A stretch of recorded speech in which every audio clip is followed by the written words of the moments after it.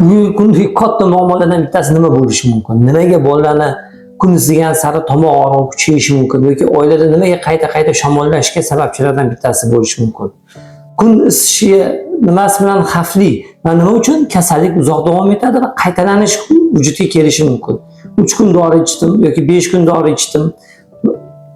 Kasalim tuzaldi, yana qaytalandi. Antibiotik immunitetni tushiradimi?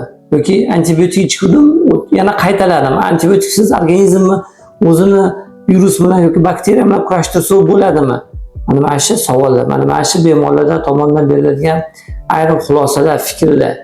Antibiotiklarni ichish qaysi mezonlarga qarab belgilanadi? Mana shu narsalarga biz e'tibor berishimiz kerak. Antibiotik ichishni boshladingizmi?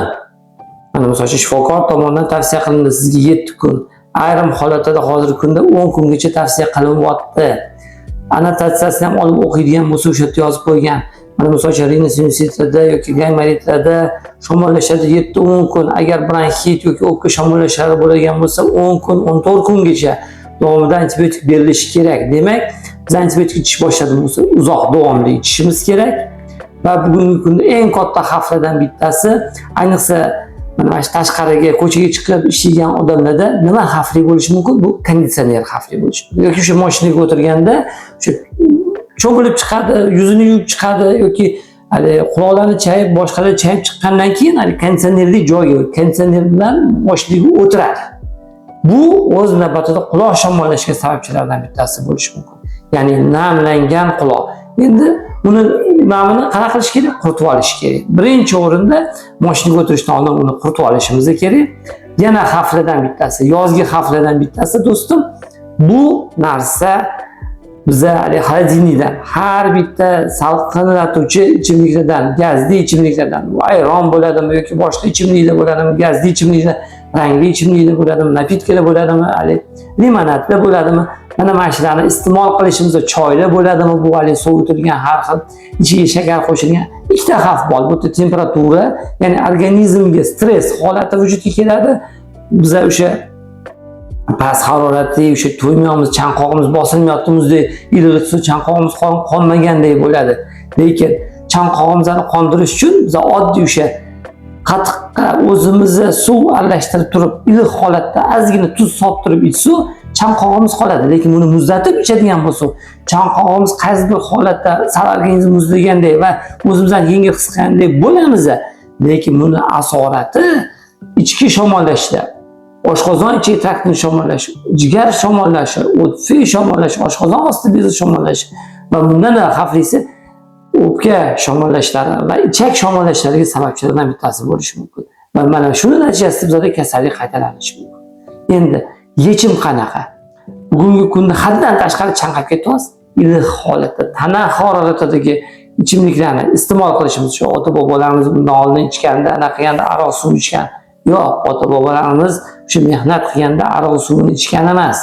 Ular issiq choy ichgan, shu ketmon chopgan paytda ham boshqa qilganda qaynoq choylarni iste'mol qilishgan. Mana ular nima uchun kasal bo'lmagan?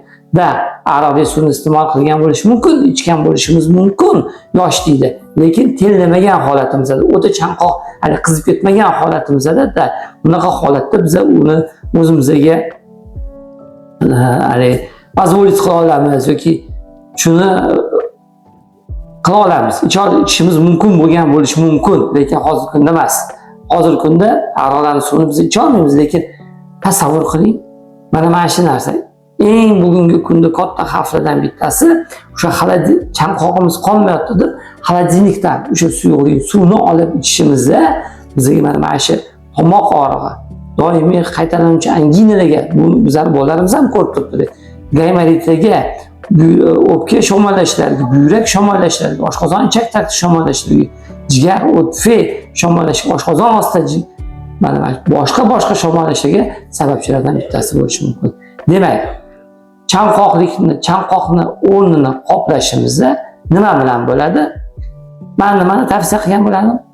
Iliq, tana haroratidagi choy yoki suv, shakar solinmagan holatida va mana misol uchun Yevropa standarti bo'yicha aytadiki 1 gram tuz, 5 gram tuz ichida bundan ko'p kun davomida. Lekin bizani gigiyena darsimizda o'tirganda issiq havoda mana misol uchun metallurglar ishlaganda o'zida bir kunda 10 litrgacha suv ichadi deb aytilardi, ta'kidlanadi. Ya'ni sizga 10 litr suv ko'plik qiladi. Tuzni o'rnini bosish uchun bizga tuzli sho'r suv qilib berilardi. Ayronga o'xshagan suvlarni tavsiya qilaman, iliq holatda o'zingizda tayyorlaydi. O'sha tayyor qatuvni sotib olinglar. Tayyor qatuvni sotib olinglar, ichiga ozgina o'sha gazlangan suvni qo'shib turib, ozgina tuz qo'shib turib, o'shani tana haroratida iste'mol qilishingiz. Tayyorlanganlarni emas. Chunki ularda o'ziga yarasha xavf bo'lishi mumkin. Ya'ni o'sha tayyorlab sotayotgan odamlarda ham biz bilmaymiz, ularning qo'li qanaqa, sobirayotgan idishi qanaqa, ishlatayotgan narsasi qanaqa, sharoiti qanaqa, usti yopilganmi, yo'qmi, qay vaqt davomida turgan. Bunga balkim o'sha ichak infeksiyasi, yuquvchi infeksiyalar tushgan bo'lishi mumkin. Mana shular ham xavfli bo'lishi mumkin. Sog' bo'linglar, salomat bo'linglar. Demak, bugungi xavflardan bittasi bu temperaturni shok deydi, ya'ni past haroratli suyuqlarni ichishimiz. Shuni men sizlarga tavsiya qilgan bo'lardim, ehtiyot qilinglar.